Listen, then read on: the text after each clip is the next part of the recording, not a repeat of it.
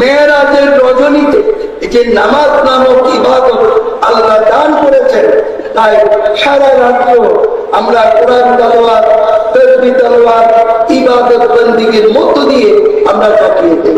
সুবহানাল্লাহ। দেখি দেই না? করি কি করি না? করি।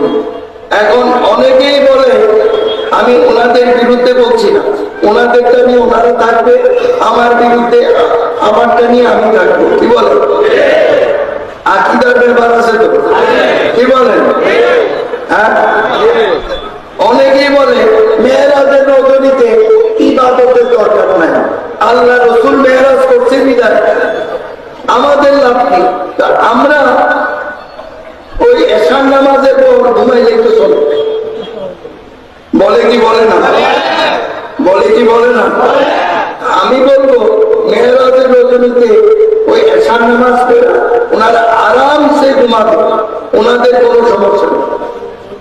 কিন্তু আমরা যারা এই যে এত বড় একটা নিয়ামত রহমত আল্লাহ দান করেছেন, আল্লাহ বলেছেন আমার তরফ থেকে কোন নিয়ামতের আড্ডার খুঁজে, তাহলে তোমরা এটা শুকরানা আদায় করো।